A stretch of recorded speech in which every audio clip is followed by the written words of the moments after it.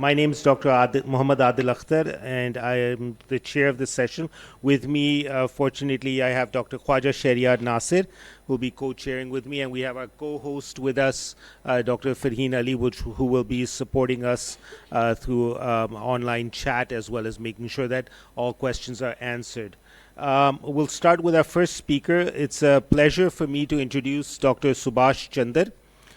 Dr. Subhash is the founder and CEO of Grassroots. He's a global public health practitioner with over 2 decades of experience in research and program implementation. He's based in Detroit, US, and holds a medical degree from Pakistan as well as a master's in public health and infectious diseases.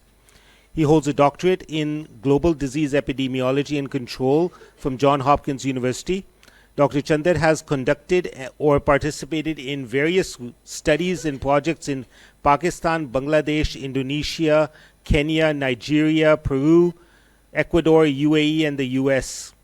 His research and teaching efforts have been focused upon several critical areas, including infectious disease epidemiology, immunizations, women and child health, economic incentives, capacity building, digital health, big data analysis, and operational research. Dr. Subhash has successfully raised over 57 million US dollars for research and service delivery. He's established key partnerships and field sites. This funding has really led to improvement in the health outcomes for millions of women and children, capacity building of thousands of healthcare workers and service providers, as well as the implementation of regional and national policy revisions. Currently, Dr. Chandar serves on the faculty of Johns Hopkins Bloomberg School of Public Health and is a member of the WHO Digital Health Technical Advisory Board. So I'd like to introduce Dr. Subhash to please deliver his talk. Thank you, Subhash. Thank you, Dr. Adil, and good afternoon, everybody. I'll be talking about roadblocks and triumphs faced by the young investigators in low and middle income countries.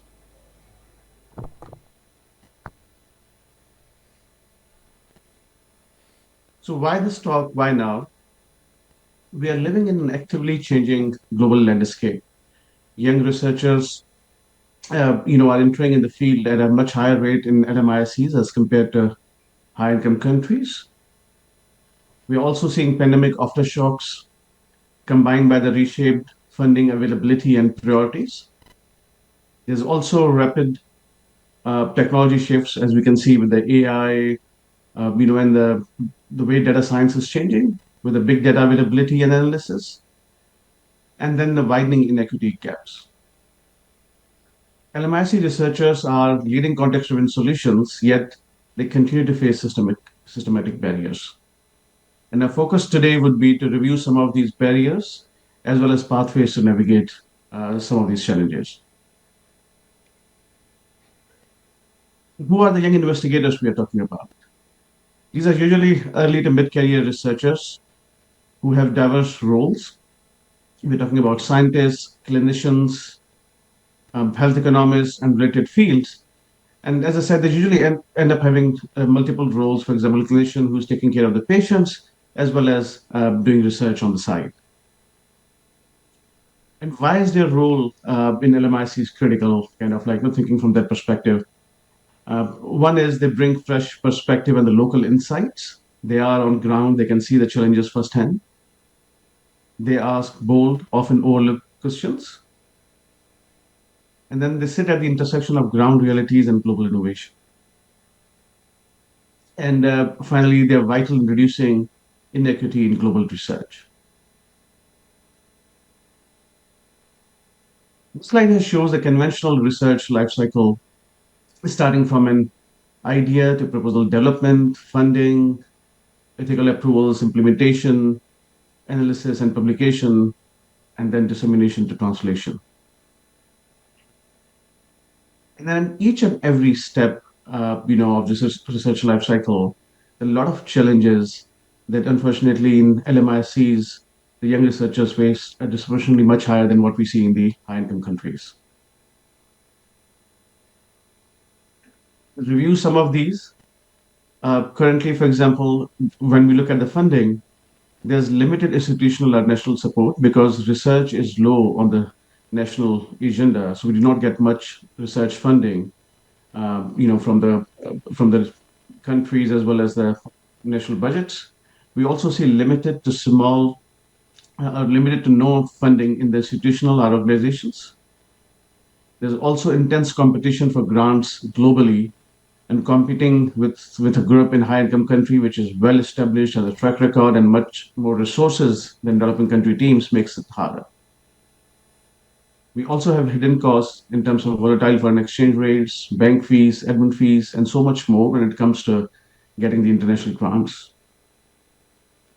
We also see structural and systemic issues. For example, administrative and regulatory hurdles, there are operational gaps, unequal access to the resources, there are lengthy ethical reviews requiring multi-site approvals or government sign-offs, which often delays the research.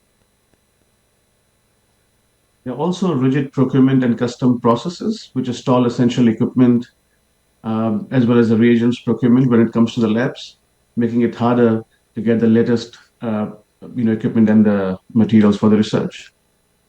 And more importantly, no protected time for doing the research. A lot of times, junior researchers as well as clinicians are expected to do the research on top of their existing workload, which makes it harder. Then we have inequity in collaboration as well. We still continue to see parachute science, where investigators from the high income countries they continue, to take the data, own it, and actually, publish with minimal input from the developing country teams. They also try to have more control over the data and the IP coming out of the projects.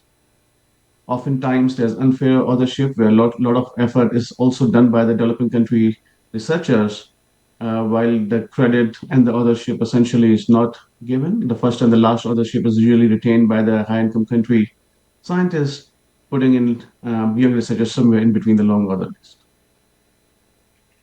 Similarly, we have the visibility gap where there's a high publication cost in publishing anything. Then there's a bias in review and publications, which we have seen essentially journals, they prefer to have institutes from high income countries or well established research centers, which sidelines young investigators from the LMICs or new researchers who do not necessarily have affiliation with a well established center. And we also see visa hurdles and the high conference fees, which prevents the young investigators from LMICs to participate in these international conferences and fora. The other is the professional and human cost. One important gap that we see is the mentorship gap, which is again scarcity of role models. Uh, I always believe kind of like not to have accelerated growth and to do better. It's always good to have mentors who can guide you and advise you and get the best version out of you as you grow in your careers and personal lives. And unfortunately, we do not see much of that mentoring happening in the developing countries.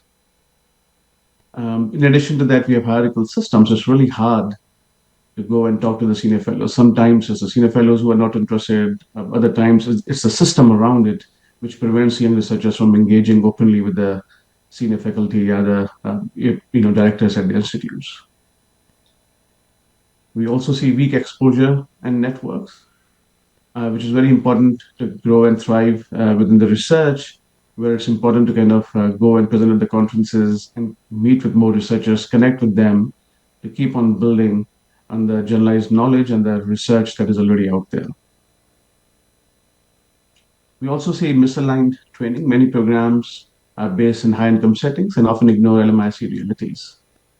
And then we also see, in addition to that, that the research opportunities cluster at few elite institutes rather than considering other places, within the country and the LMIC settings.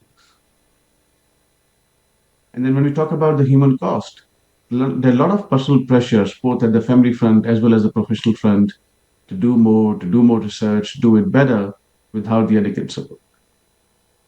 We also have to deal with the gender barriers when it comes to the young investigators, especially. given they are at the earlier stage of their life and they don't know how to navigate these challenges.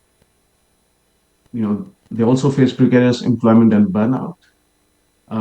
Short-term contracts, minimal funding for the research, no productive time, as we discussed earlier. All of this leads to the burnout. And then we have the imposter syndrome, like with the systemic challenges and more pressure. People start self-doubting their capability to deliver, to do research, and which kind of leads to imposter syndrome, and it's a cycle that goes on, actually pulling them down rather than the growth curve. And finally, the opportunity cost for success. We know a lot of good training institutes are in high income countries, and there's also a lot of costs associated with these trainings. And leaving the family behind, going to another country to do the trainings, there's a cost attached to it, which some of us have to pay, to succeed in the field. To share some of the lived realities behind these roadblocks, I'd like to share some of the quotes, that I've heard from some of the young researchers. After creating my project protocol, I was suddenly assigned to a new supervisor. Everything had to start over. And the person said, the mentor kept creating the hurdles. I ended up offering money from my student funds to get the cooperation. Another one is, I was advised not to marry until my research was complete. After I did, my thesis was rejected thrice. I thought of filing a complaint, but what if it discredited my institution and my own degree along with it? And the last one is, the admin forgot to include me in the review committee agenda. I lost 3 months due to a clerical error. These voices reflect the hidden emotional and structural costs of pursuing research, mentorship gaps, gendered expectations, and institutional silence that shapes early careers. Now, your turn. Let's hear from you. I'll request you to please, on your phone, log on to menti.com, enter this code, and respond to the poll. And we can see the results on the next slide.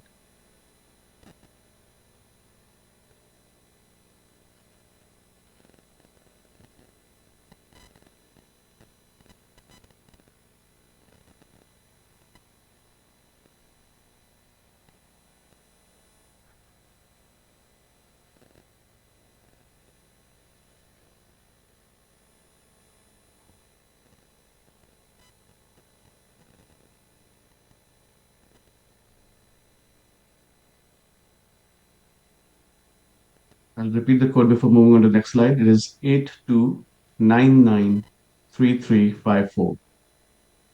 Please enter that on the menti.com and you can respond to the poll.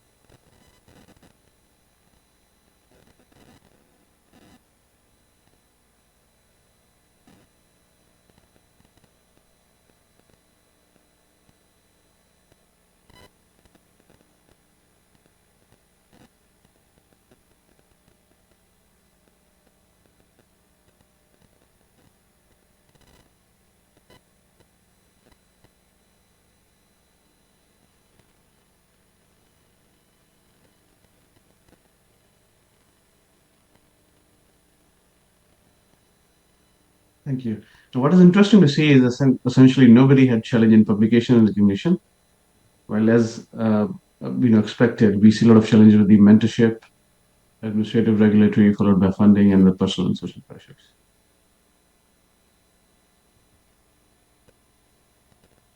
We'll move on. So from barriers to bridges. So each of the problems that we kind of like saw on the research life cycle from idea to the translation, there are ways to navigate through these. It doesn't kind of, it's not like there's a perfect solution, but there are ways to kind of like improve oneself and do better, and then find ways to navigate. So one trick is to set aside time to track funding. Um, One has to follow the discipline of setting aside 15 to 20 minutes every week to search for the open, request for proposals or grant calls. You can look on Google, you can follow the media pages of foundation, funds, grant awarding bodies, extra, And trust me, every week, even in the current scenario, there is a new call. So every month we see dozens of calls. Yes, it has become more competitive in the current atmosphere with the global changes. Nonetheless, there are opportunities, and every week there are new calls. The other is you can also track the recurring uh, grant opportunities where there are a lot of foundations and other grant agencies, donor agencies who have recurring deadlines, like, for example, fall or the spring, kind of like when they will have somewhere in the quarter one and then in the quarter three. So you could track these recurring opportunities as well as you can keep tracking the new ones, but have the discipline to do it every week, 15 to 20 minutes, and you would find new opportunities. The other thing is to use templates and guidelines. Back in the days, when I started my career, we did not have many templates. We had to kind of create our own budget templates, come up with our own protocol template, our proposal template that we used to follow, and then one can recycle it. Right now, good thing is there are many resources out there. For example, Equator Network. This website has range of scientific templates and guidelines, whether you're writing the proposals, whether you're writing the uh, papers. So go and look for the Equator Network website, and you'd find tons of different things. And you could recycle those kind of, once you know how to use them, you can keep using them to strengthen your proposals and the write-ups. You could also read protocols published in journals, like, for example, JMIR research protocols. There are more protocol journals as well. You can actually look at the polished protocols that are written by the top scientists. You can look at the way they write it, follow the template, follow their style, and essentially you could improve yours. And lastly, with the AI, you can leverage AI to improve your writing in the proposals as well. Do not ask AI to write a proposal for you, because then, as I said, kind of that will lose the edge in terms of you are sitting on the ground, you know things better than anybody else in terms of what the problem is and what is the solution that you're thinking of. But use AI to strengthen your arguments, to improve your language if needed. Then the time management. Everybody has 24 hours, um, like you. But how you actually maximize the output of those 24 hours is kind of different for everybody.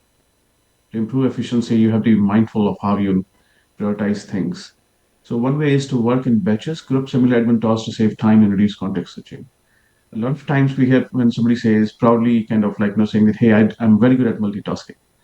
There's no such thing as multitasking, because scientifically a human brain can only focus at one complex task at a time. What we do is the task shifting or the context switching, which actually incurs the cognitive cost. There's increased chances of error as well. So it's better essentially to focus on one thing at a time, and then essentially when you switch on a similar other task, then brain has to kind of like fight it less. It's easier and naturally uh, to move on to the next one. So work in batches, combine the similar tasks. And the other important thing is to upskill strategically. Seek short trainings. We know everybody's so busy with all these expectations, but carve out 30 minutes to 1 hour every week to do short trainings. A lot of courses. Keep investing on yourself. By doing these short trainings on the weekly basis. There was a time when it was not possible to publish without going through a rigorous process and paying huge fees. But right now, you can actually pretty much publish anything. You can do it on GitHub. You can, preprint your research. You can do it through infographics and other updates on your social media. There are ways to highlight the work you're doing. It may not be a publication, for example, if you're putting an update on what you've been doing on a LinkedIn, but this makes you visible. For example, if I find a post, somebody is working on a specific topic and I find it interesting, I would actually reach out to the person. So this is how you essentially broaden your network, you showcase your work, you don't wait till that one day your research will be published, which is like usually 1 to 2 years down the lane after you've completed the project. So actively use the social media, actively use the online tools available to publish your work. And then show up locally, present in local and regional research forums to build recognition, to build networks. The other challenge, the authorship and collaboration practices, set expectations early by defining the rules and authorships. You can use the credit taxonomy. That's one resource online available. A lot of journals are also referring to that to actually identify the authors on the paper.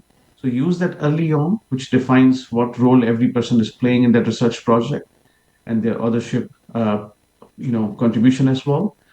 And then it's good to maintain written records at the start, like keep written contribution agreements to ensure transparency and fairness. Oftentimes we hear that oh, I was committed that I'll be given the first authorship, but by the time it happened, it was given to somebody else. It's better kind of like no, even those senior faculty or senior members would commit, but usually these are verbal commitments which later on are easy, can easily be retracted. Retracted, so it's better to have written records, have a written conversation or summary of what was discussed and decided in your meetings, so you could rely on them if needed down the lane.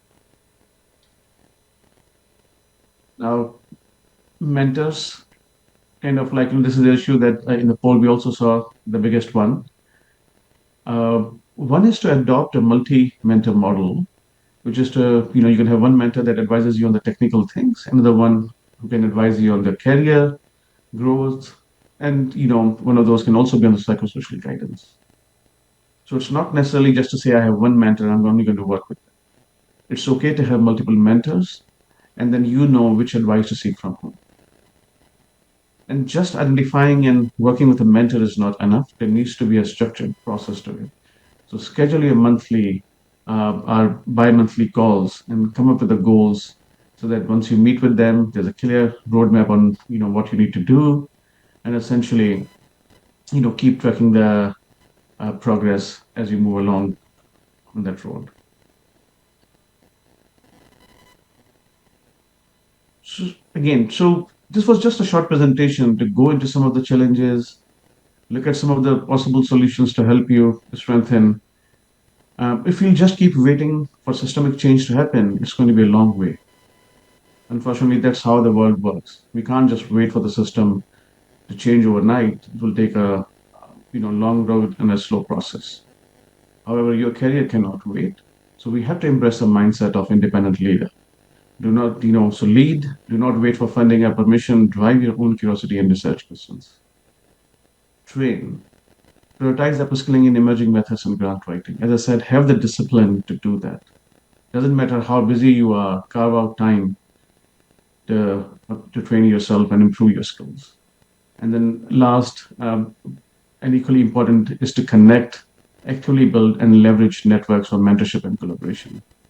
This is not a luxury. This is an essential thing. You have to build networks. That's what actually take you a long way. And I'll just acknowledge and thank all the researchers and young investigators from LMICs who continue to inspire this work through their dedication, creativity, and pursuit of equity in research. Thank you. Thank you very much, Thank you Dr. very much. Subash. Wonderful. Just stick with us. We'll be taking you back during the panel discussion. Dr. Khwaja Shariat. Thank you. So now I'm going to be introducing our next speaker, Professor Dr. Irfan Ahmed. Professor Irfan Ahmed is a distinguished consultant surgeon specialized in complex liver, pancreas, and bile duct disease, with a particular interest in advanced laparoscopic surgical techniques and the development of modern surgical innovations. He has pioneered various specialized techniques, including virtual scarless surgery, which he has introduced globally as well. Professor Ahmed earned his MD from University of Leeds, where he conducted groundbreaking research on cold liver preservation, developing a novel liver preservation solution supported and funded by Royal College of Surgeons of England. He completed his higher surgical training in mid-Trent higher surgical rotation before being appointed as a consultant hepatobiliary surgeon at NHS. He holds academic appointments as a professor at the University of Aberdeen and serves as a visiting professor at Robert Gordon University in the UK. He is also serving as a research director in Pakistan at PKLI, which is Pakistan Kidney and Liver Institute and Research Center. He is a prolific researcher. He has authored over 200 peer-reviewed publications and delivered more than 250 scientific presentations at various national and international conferences. In addition to his clinical and academic roles, Professor Ahmed is a member of Court of Examiners for the Royal College of Surgeons of England and the Joint Committee on Intercollegiate Examinations. He is also an internationally recognized instructor in advanced laparoscopic skills, teaching surgeons worldwide. His contributions extend beyond what we are here for, and he's currently serving in King's College, London as well. Professor. Thank you very much for an extensive introduction. My favorite session to talk in front of young investigators. It always gives me a lot of boost to my energy when I talk to young people like yourself. So I was given this topic, from idea to impact, how to start a research project. So I'm going to simply just break it down. You've heard my introduction, but actually I'm just a practicing clinician. I did FCPS from Pakistan, wrote a dissertation, poorly written piece of publication, I think. Went to UK, but luckily I stumbled across some very good mentors who introduced research in my career. I was always a full-time clinician in my practice, and research was my hobby. So this means that even doing full clinical practice, you can still incorporate research in your careers. So today I think I've got 25 minutes, and I'm going to spend first 12 or 15 minutes to tell you how to take an idea from an idea to impactful research, and then give you some examples from my own practice, which was very, very simple examples which led to high impact publications. So remember, the first thing is the question, what to do. Lots of people come to me and ask me, what should I do? Give us a research project. But it comes from yourself. Look around. There are lots and lots of questions around you. Question everything. Curiosity is the main thing for a researcher, which leads to change. So what I do in my practice is I let everybody around me ask questions, because that's the most important thing. When you let your junior colleagues and your senior colleagues ask questions from yourself, that's when the gaps in knowledge will become apparent. So if somebody asks me a question about my practice and I can't answer it, this means there's either gap in my knowledge or there's actually gap in knowledge of their practice. So curiosity is the main thing in research journey. So I'm going to break it down from idea to impact in 10 different steps. So the first thing is to find a good research question. How do you find it? Look around. Sometime a medical student asking me, why are we doing it? Then that's where I realize that there is a gap in knowledge, and I'll give you an example in the end. So please encourage curiosity around you. Please encourage everybody to ask questions, and keep on observing practices around you, what's happening, and question everything. Questioning is healthy, and that's where all these ideas come in. That's where gap in knowledge comes in. When you're reading literature, you realize that there's gap in knowledge, and that's when you find a good research idea. Now, ideas are vague. Then they have to be developed into some type of research question. So I keep on getting ideas every day in my mind. Why is this? Why is that? I keep on writing it up. But not all the ideas will translate into an impactful research. Then you have to define the question. And there are two ways of defining the question. One is finer, and other is using PICO. Finer is question should be feasible, interesting, novel, ethical, and relevant. So once these things are tick box, then you go for PICO, which means you break it down into population, intervention, competitor, and outcome. And I'll give you an example. So for example, somebody says, does ketogenic diet affect pancreatic cancer? This is not structured. Same question you can break it down into, in patients with pancreatic cancer, which is population, does a ketogenic diet, which is intervention, compared to a standard diet, which is competitor, improve survival, which is outcome. So that is PICO. Now your question is fully defined. So this is how you define your question to take it forward. Sometimes something comes to my mind, I think nobody's looked at it before, but do a thorough literature research. And you will find out that how many things have already been answered before. And sometimes you bring out loads of paper and you have never even read them or never even known about them. So do a thorough research. And actually doing a research can sometimes end up in a systematic review and a paper publication for you, just by doing the research of that question which you're looking for. So do a thorough research, summarize, and then you will know if there is any gap in that knowledge which you're trying to find out. So that's your third step of reviewing the literature. Now, once you have reviewed the literature, defined your question, reviewed the literature, then start designing the study. Now, I'm a clinician. I don't know a lot about designing the study. That's where help comes in. Go to your statisticians very early. Start writing a protocol, because that will help you implement that research project properly. And if the foundation is laid at this point, your research question is going to be impactful at that point. So you will go for the right design, define variables and outcome, sample size, and reduce bias. Now, this thing comes in ethical approval and feasibility. Now, people think it's a hurdle. Now, and everybody thinks it's a red tape in the process. It's not. Because once you have written the protocol, IRB is going to have a look at it, approve it, but they're going to do a lot of background work for you to make sure your data is secure, it's kept in the right way. And sometimes you get advice from IRB to refine your project even further. Patient consent, data protection, IRB will help you there. So get ethical approval. Now, before going to a big project, there's always a good idea to do a small pilot project, because you can refine your methodology doing that. Because of time, I'm actually going through these steps rather quickly, because I want to show you some examples in the end. Can you see the slides easily? It seems to be quite squeezed here for me, but anyway. Now, data collection becomes very important. When I was doing my research, I was writing everything on a piece of paper, piling up files, piling up forms, but now everything is digital. So that has made data collection very, very easy. So use digitalized form, but data integrity comes in. And if you've got a research center in your hospital, they will ensure your data integrity and backup.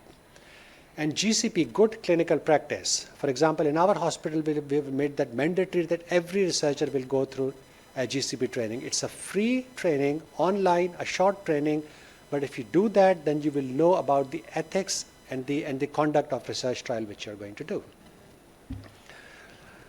Now, once you have collected all the data, which is sometimes a major part of your research project, then comes analysis of the data, which becomes quite interesting.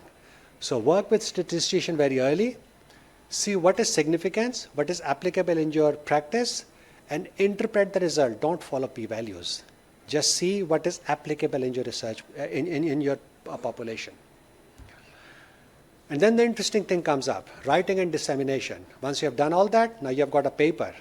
You will go and present it on different forums, you will publish it, and it's quite exciting to see your paper in a scientific journal with a publication and people talking about it. So I think that's where all the player of your research comes in, dissemination. And then we've already heard about how to disseminate your talk. I'm not going to go into funding and publication costs. We have already heard about that before. So that's your 8th step. Now, when high impact publication comes in, they lead to practice. Please do not write paper for sake of publication only. Every paper should have some type of impact on science. My first synopsis for FCPS dissertation was an impactless paper. I just wrote it for a tick box so that I can appear in my exam. Please do not do that. I think important thing is impactful research, and research misconduct is something which I talk quite a lot about. Remember, these things are going to influence patients' health. If research misconduct is there, and if you don't write your results properly and somebody is harmed, it's our responsibility. So uphold the integrity, and it should lead to change in policy and change in practice. And then 10th step is sustain the cycle. Keep on going back. Keep on going back and keep on coming back with the questions, and this will become incorporated in your life. Now, I'm going to give you some examples, very simple examples from my own practice, how they transformed into impactful research. Very, very simple examples. But actually, before that, there is a quotation from Zora. She was an African American at the time when there was a huge discrimination in the society. She defined research is a formalized curiosity. It's poking and praying with a purpose. It's a seeking that he who wishes may know the cosmic secrets of the world and that dwells within. So I think the important take-home message is, before I give you the example, let your curiosity have purpose, first question, and your purpose create impact. So nobody famous has said it, it's just me saying it really. So I'm going to give you two examples, one very simple example from a very common disease and one rather complex example. So the first example is gallstones, right? 25% of the world population have got gallstones, something very, very common. There are lots of guidelines. Asymptomatic gallstones, we do not operate on them. But if the patient have got gallstones which are causing symptoms or pain, or they get complicated, we operate on them, right? So we were just having a discussion, and I said to one of my colleagues, why do we operate on these patients who have got just pain and no symptoms? So, and they said, well, I don't know, it's written in the guidelines. I said, okay, let's look into it. So it was just a discussion in the room when this question came up. 80% of the patients are asymptomatic with gallstones. Nobody operates on them.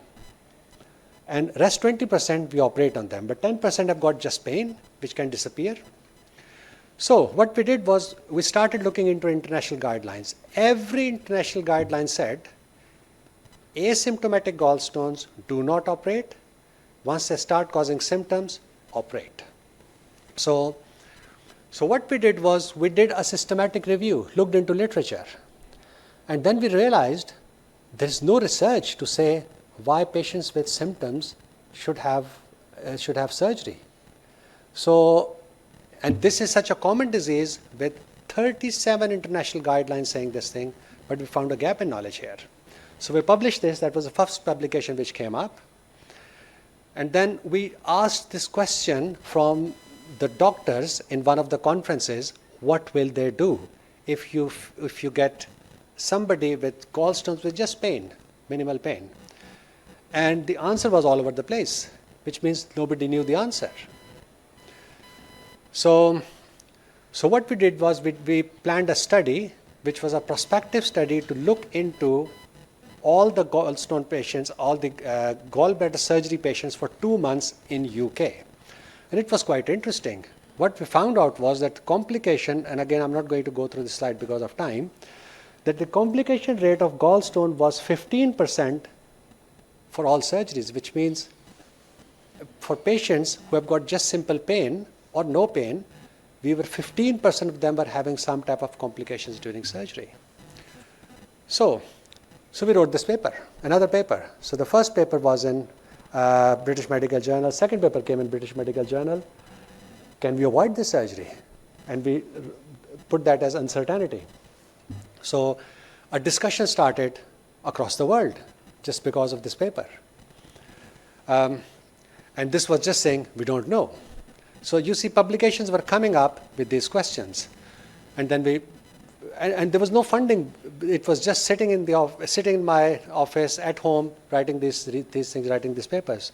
So we came up with this trial, which was a seagull trial, a randomized controlled trial, which looked at patients with pain but no complications, surgery or no surgery.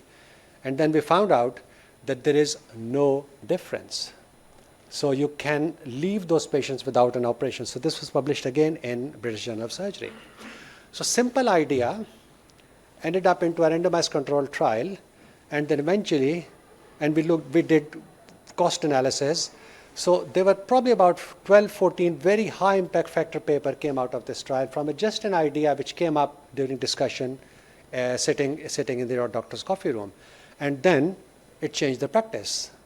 International practice was changed saying we must move away from one-size-fits-all approach. So this is editorial in British Medical Journal, and now all the guidelines are changing. So I'm just telling you a simple idea led to huge impact. So ideas doesn't have to be outside this world. Just look around, see, but question everything. And let people around you question everything. Let people around you question you.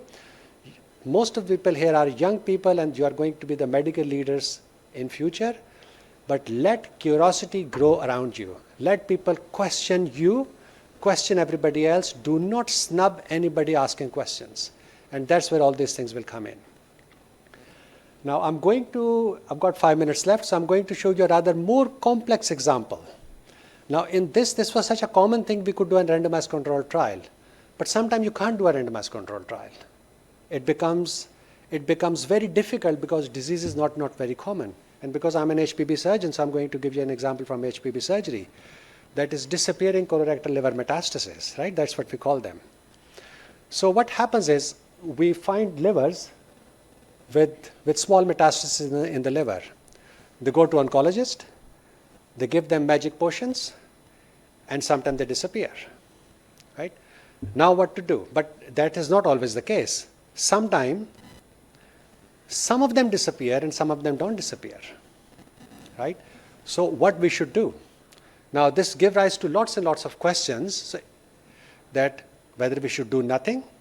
A liver with cancer has disappeared, what are we going to do? Or the cancer is still there, but we can't see it on the scan. Shall we go and take it out all? Or shall we take out the one which are still there? Or ablate the other one? Or ablate them all? Or give chemotherapy? Or is there any other option? So lots of things come in when somebody with liver cancer has been given chemotherapy, some are there and some have disappeared. So what we did was, we started getting initial information. As I told you, you go to literature and you see what's out there. So we went to literature. These are all my trainees who did this work. And then we said there's a dilemma, review of literature and evidence gap map. So we came up with this paper and then realized only 6 studies have been done ever with heterogeneous results. No study was compatible with each other, which means in literature we had no idea, right? And then we realized all the studies show no difference in whether we operate or do not operate. So we went out to ask questions from everybody in the world. So we went to International Hepatopancreatic Biliary Association, did a survey, and just submitted the survey and asked this question. And this was the study. So IHPB is an international body, and it's very easy to distribute that survey. And when we did the survey, we asked them this question. We gave them 6 scenarios, 6 very different scenarios, and asked this question that what will you do in this scenario? So the one which are in black, so I'm not going to go into detail because this is a very complex hepatobiliary topic, but all the scenarios were ranging from very easy to very difficult regarding how surgery was done. So, and we asked them this question. So you can see different figures here. So they were at different sites, these metastases, and we asked that question. And there was a huge difference of opinion, which means people were doing everything from center of excellence in the world, and they had no idea what they are doing. Because the questionnaire was from surgeons, most of them were saying resect it all, right? But there was still a big variation. Now, you can't do a randomized controlled trial in this. It is not a common disease. So that becomes a problem. So we wrote it up again. We wrote it up again, defining international trend in medicine, in management, which means we don't know what to do. So we came up with our own algorithm based on that survey. We published that as well. So you see, just a simple question can lead to multiple publications. So then we thought we need to know what's happening in the world. So we went down to data collection. And then we formed this group in RedCap. RedCap is a software which we are using in PKLI also, but we used RedCap to go to every HPB surgeon in the world, asking them for their practice and prospectively record all the practices. So, which is happening as we speak. But then how it is going to translate into practice? We can't do a randomized control trial. We only can do what people are doing. We have got a prospective study going on. So we need to do a consensus conference here, which means get all the surgeons in a room. These days it's very easy because it's all virtual. And then come up with some type of consensus paper. If you go and see, most of the diseases, there are consensus paper written up or there are some type of guidelines written up. When you can't do trials, then this is the way you do impactful research. I've given you example of two extremes, one very common disease, one not that common disease. And then remember, we've heard about the problems in LMIC countries. But these things can be done here, sitting here. Most of the people sitting in this room are very, very bright. I think when I came to Pakistan after working in UK for 25 years, I landed in Shaukat, Khanum. And I think I was delighted to see the quality of young doctors who were working in Shaukat Khanum Hospital. They were bright, hardworking, motivated, focused, and they were better than trainees which I met in UK. I think the doctors here can do better than what we find in the West. I think that's a very important message from me, that doctors here have got better quality work ethics than the West. And I think this is a take-home message from me, that these things, the reason I've shown these things is that these things can be done here. There's no huge big university support required. There's no huge big funding required behind this. These two simple questions have led to multiple publications and impactful research. And I've just shown them as a cycle of a full-time practicing clinician with no university commitments. And we have done these researches. Seagull trial had big grant behind it, but rest of the thing have got no money behind it. Thank you very much for your time. Thank you. Thank you. Wonderful talk, Dr. Irfan. If you could just join us for the panel discussion, and hopefully we'll get Dr. Subhash on screen with us. I'll open the house to really any questions, which we have two wonderful researchers with us. Any questions from the audience? Or maybe someone would like to share their difficulty, and we can talk about how to work around it.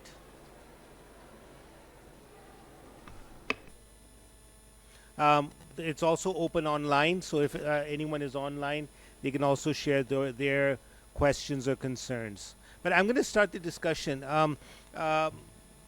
During your talk, Dr. Irfan, you did mention that it's very important to have a curious mind.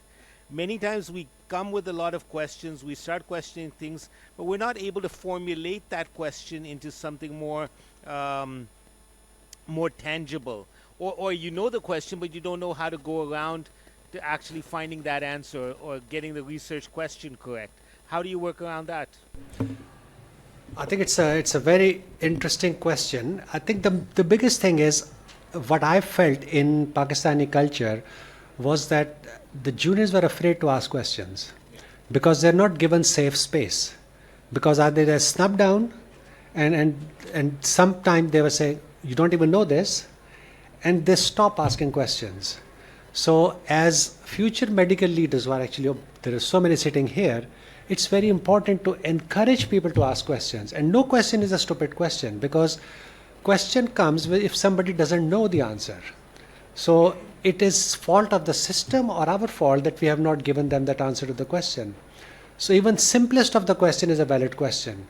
So the most important message will be, do not snub, actually encourage curiosity.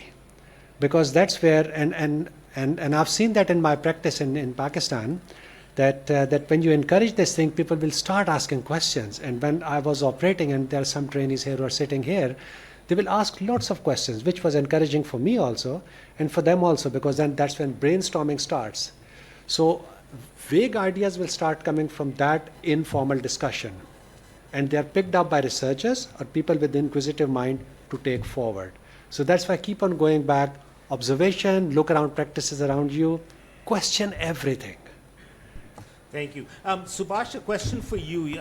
During your poll, which you conducted live with us, a lot of people mentioned one of the biggest roadblocks is really finding the right mentor.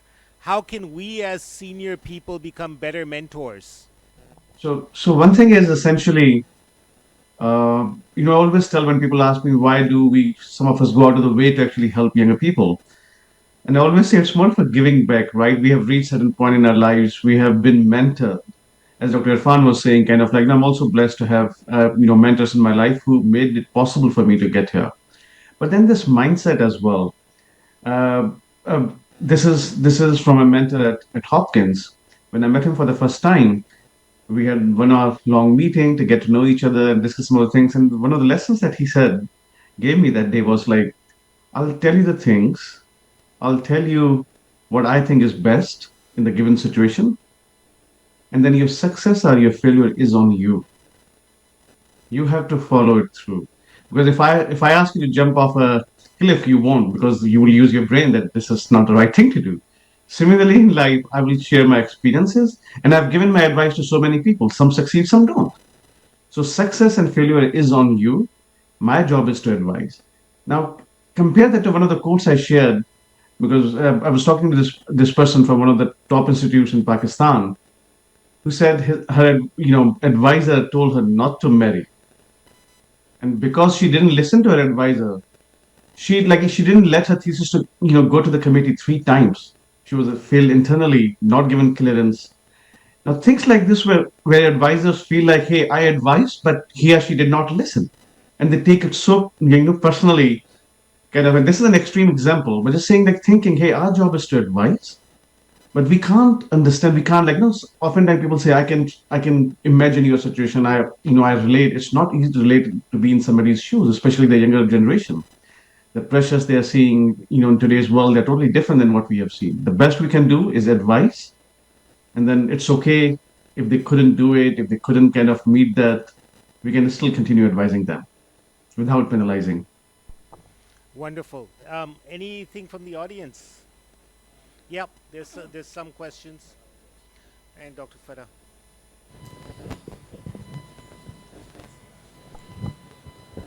Assalamualaikum, sir. My name is Javeria. I'm a third-year medical student at Shalimar Medical and Dental College. My question is for both the speakers today.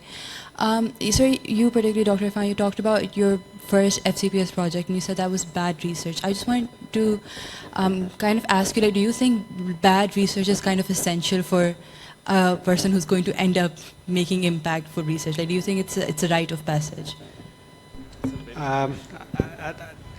I think bad research should not be done because I was not trained. I was just given a task to write synopsis for my FCPS examination, and I have to do it. So there was no mentorship, no direction. I just did it myself. So there were so many errors in that research. Now that was a burden for me, and that's what I see all around me. When doctors are writing papers, they're writing for a tick box exercise, because they have to do it for certain thing, either for their exams or for their promotions. So there's no impactful research at all. They just want a publication. I think that should be discouraged, but most of the hospitals in the country, they do not have a research infrastructure. Where the doctors are going to go to get all this infrastructure? Shaukat Khanum, even Shalimar and PKLI, we have got research centers who can give some support, not all the support, but some support in direction. But majority of the doctors do not have that facility of a research infrastructure. I think that's what's lacking in our healthcare system. And that's where lots of good minds, they just fall behind because they can't do anything. So bad research should not be done. Research misconduct should be an absolute no-no. It should not be done at all. I think it's a crime. It should be punished. But it's the duty of us or mentors, as we talked about, just try to introduce that concept in a way that research doesn't become a burden just to produce a publication. It should be an enjoyable thing to do. When you see it's making impact somewhere, you're making a difference somewhere. So that's what my opinion is. I don't know what. Sir, can I ask a follow-up question to this? You said that it was a tick box. So do you think that the way we will discourage bad research is by not making it mandatory for clinicians? That is my very firm opinion, yes. It should not be mandatory at all, because not all the clinicians are researcher. What I say is, some people are very good clinicians, they're very good technicians. Some are scholars. They think and they want to take things forward. And there should be distinction between those two. So in no other healthcare system, I'm talking of UK, it's not mandatory to write anything at all. So I've got trainees who have said to me, we don't want research, we are going to come do the job and do an excellent job, they pass the exam, and people who go on the academic pathway, they go on the academic pathway. So my firm opinion is, it should not be mandatory at all, yes. Mine too. Thank you so much, sir. Thank you. Thank you. Subhash, you want to If chip I in? could, yeah, if I could just interject here, I have a slightly different approach. So, you mentioned kind of like bad research, and after hearing Dr. Irfan's comment, I would suggest kind of to distinguish between ethical and unethical, and then the bad research. So, definitely, I agree with Dr. Irfan's comment, kind of like that there should not be any unethical, and that's something criminal thing to do. Absolutely. But then I would also ask you to think through what is bad research, because I'm still trying to figure out what do you mean by bad research. Because there's no bad research essentially. Yes, as Dr. Irfan pointed out, unfortunately, you do not have many resources, you do not have guidance or the way to do it right. So you learn in that process. So even if you do a project and, for example, it is not good enough, you may not be able to publish it in the traditional journals, but you can still share your findings of what you saw. Your methods may not be perfect, but that will still be a teaching or learning curve for you. But yes, there needs to be this, you need to distinguish between unethical and ethical. That basic thing everybody needs to understand, because that's a red line. Great, wonderful. We have 3 more questions, one in the back over there, and then I'll come to Dr. Farah and then Dr. Usman. Assalamu alaikum, sir. I'm Noor and I'm a third-year medical student at Shalimar American Dental College. You mentioned a lot, and I think this was the topic of the talk as well, from ideas to impact, and we were talking about impact. My question was, can you share some tips on how, in your experience, you've been able to predict if a certain project that you want to go forward with or an idea that you came up with, what kind of impact it would have, or have you ever let go of an idea because you think that beyond your own curiosity, it might not have a significant impact on other people or general practice? Has that ever happened to you? Yes, it will. So remember, every research will have an impact eventually if it's done properly, right? Because a research which you think is not impactful but may form the foundation for some other research project later on. So that becomes the impactful research. So important thing is to define the ideas and take them into research project. Impact will come. But once you finish your research project, and if it changes the policy, that's the impactful research. The researches which I've shown, we have gone back to systematic review. So a lot of researches were done in the background, which did not reach that impactful point, but they contributed our research to reach that impactful point. So think, push your research project, try to publish it. It should be, and again, bad research, I completely agree with the comment that it should be ethical research. And even if you write a small piece of paper asking 20 people about their opinion, it's still a research project. We have just done a very simple research project asking people their opinion about death, for example, right? So it's a small piece, but it might find foundation stone for some big project later on. So we can't really judge until we actually put our data out there and see it. Okay. That is correct. Thank you so much. Great. Dr. Farah? Just the mic, so that everyone can hear. Right. I'm Farah from Shaukat Khanum Hospital. So first, I would like to congratulate both speakers, because what you have done, that research is not at all a very scary thing. And thank you for making it so obvious via your wonderful presentations. So thank you for sharing those very practical and simple tips that how everyone can do some sort of research. And just a comment, and then I come to my question. Dr. Subhash, when you posed your question via the poll, I was wondering why it does not has an option. All of these factors. So I thought that was a little unfair to not have that option, because I wanted to click everything. But from this small sample, what we saw that everyone considered like the lack of mentorship opportunities. It seems that they feel that that's the biggest hurdle, at least from this small room. So how do you interpret question? One possible interpretation could be the audience who is sitting here, they do not face substantial difficulties while they were publishing, or one possibility could be they have not yet reached to the stage of publication and not very well aware of the problems and the barriers and the delays associated with the publication processes.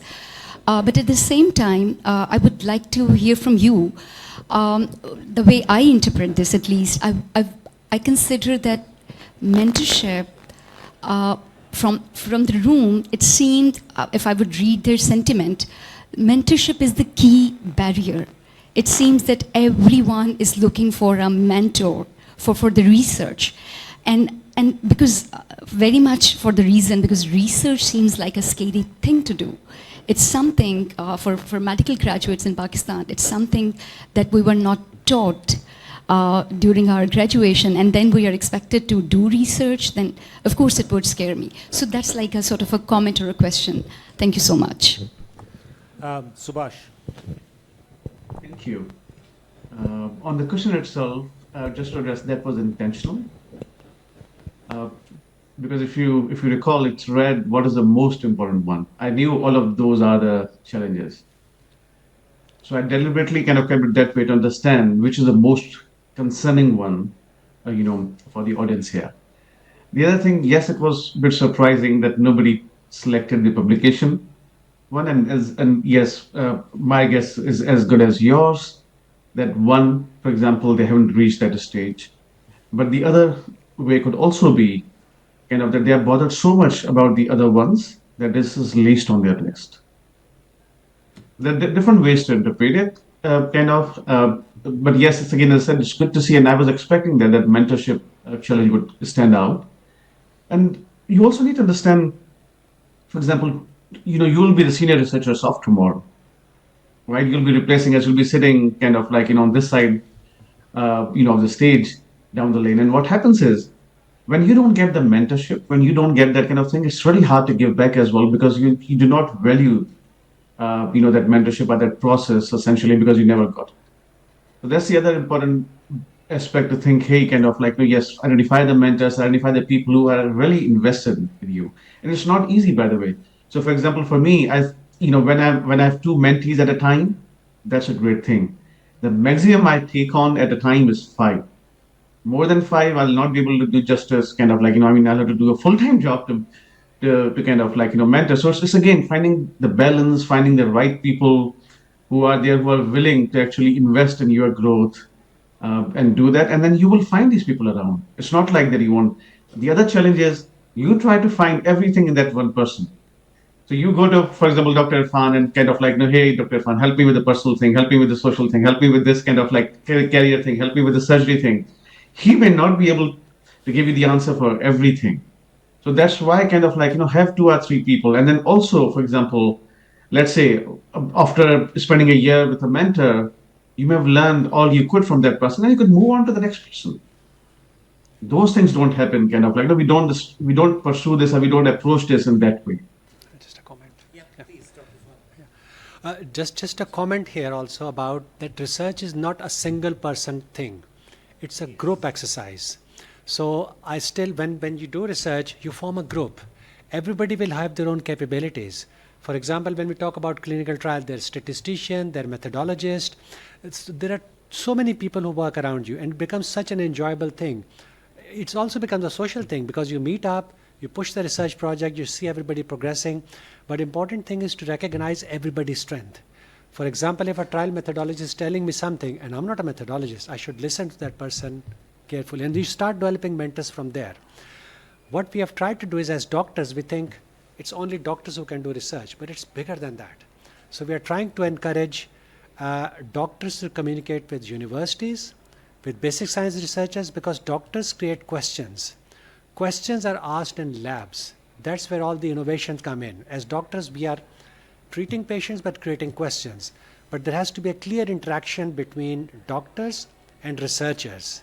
So a mentor doesn't have to be a doctor around you. It can be anybody in that bigger group. So form groups, form bigger groups, make sure that right people are there in that group who are doing research for you. And that's where you identify your mentors. That's an excellent, excellent comment. Dr. Usman, please.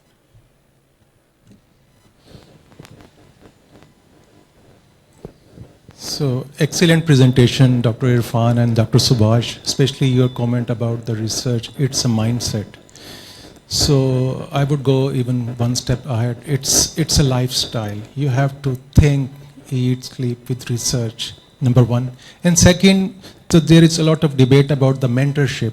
But do we have the clear understanding? How do you define mentor?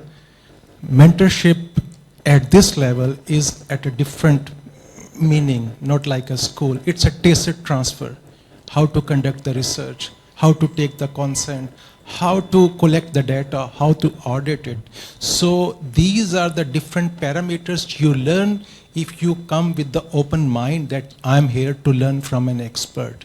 If you just close your mind, if somebody is just guiding you, then you should be receptive to understand, not that to put the burden, the curtain of ego that why that person is correcting me. This is very important. And secondly, which I always say, research is an investment for the generation, for the clinical impact.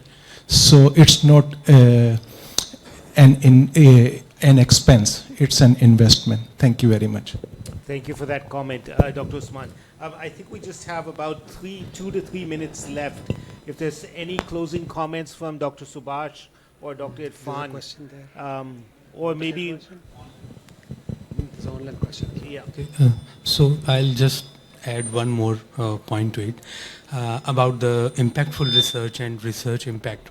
So we have talked about mentorship, but another important point I think which I see is that we are working in specialized centers, specialized hospitals, but I failed to see a common goal of research in those centers, because people are and I agree with Dr. Irfan, most of us are doing research just to get our degrees and our fellowships, but the institutions and the leadership, they have also, I feel that they have also not set up a goal for their centers as well, that okay, after 20 years as a research center we should be able to answer this question, and then they should be setting up a bigger goal, and through small researches we should be going to achieve that goal.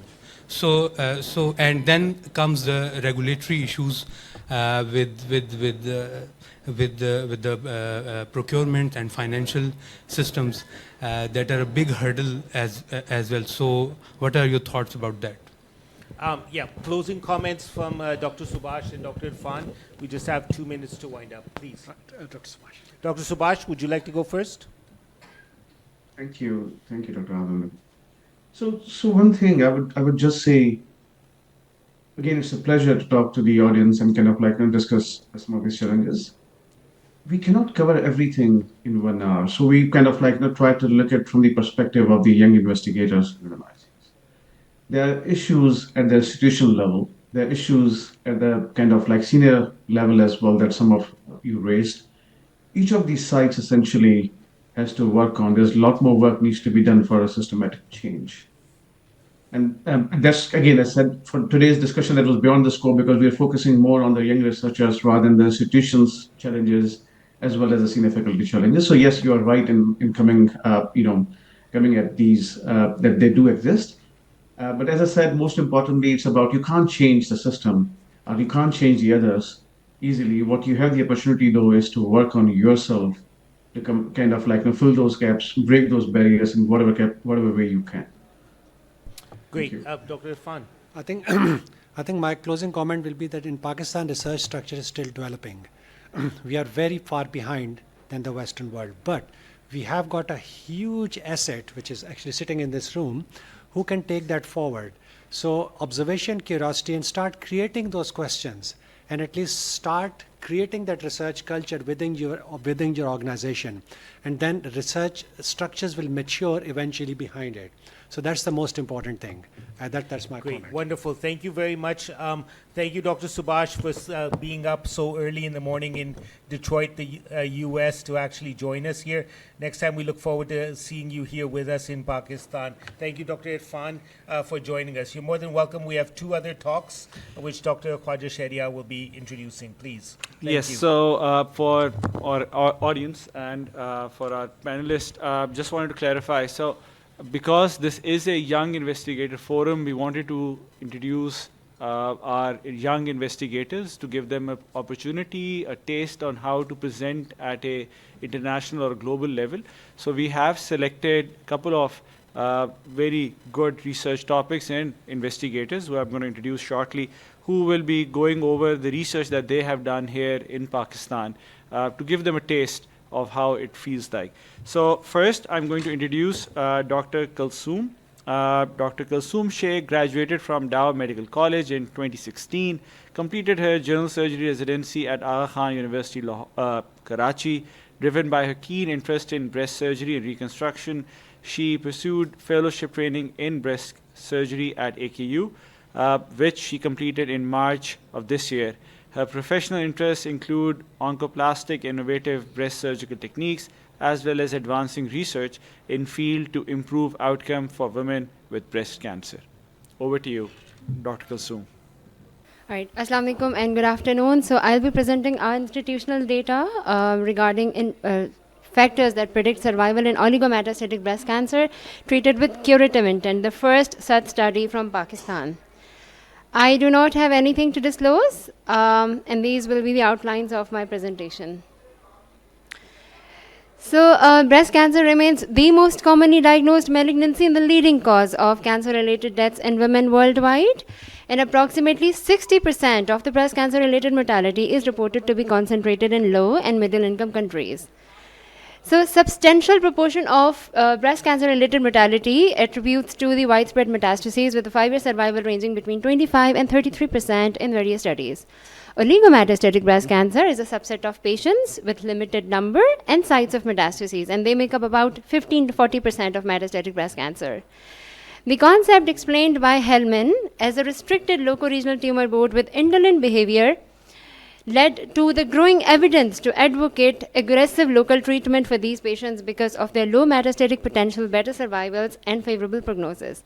Although there is still no consensus on definition of oligometastatic breast cancer, we took the ones defined by ESMO and ASTRO as metastatic lesions limited to 2 organs, excluding the primary resectable lesion, up to 5 lesions per organ, and diameter of less than or equals to 5 centimeters per lesion. With better understanding of disease biology and adjuvant therapies, targeting an eventual disease-free state in oligometastatic breast cancer is an exciting avenue. Landmark trials like SABR, COMET, NRG, and the ongoing TEOMENA showed very good results. However, all the data comes from high-income countries. In LMICs like ours, the treatment decisions are shaped by limited access to the targeted treatments and variable multidisciplinary practices. We lack local evidence on who benefits most from aggressive treatment.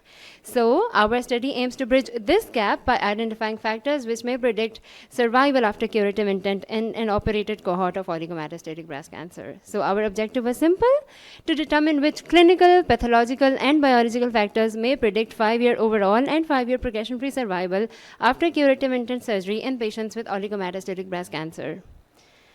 We conducted a 10-year retrospective review in the Department of Breast Surgery, Aga Khan University Hospital. After obtaining ethical exemption, eligible patients were diagnosed with oligometastatic breast cancer at initial staging workup. Every patient was discussed in a multidisciplinary tumor board, and all of them underwent surgery from January 2009 till December of 2019 and followed up for at least 5 years. A total of 55 patients were taken, and data was analyzed using STATA MP17. So included patients were at least 18 years of age or older. They were diagnosed with de novo oligometastatic breast cancer as per the criteria that I mentioned. Patients received either neoadjuvant and or adjuvant treatments, and they had complete medical records. Patients with non-stage 4, widespread metastases, and with incomplete medical records were excluded.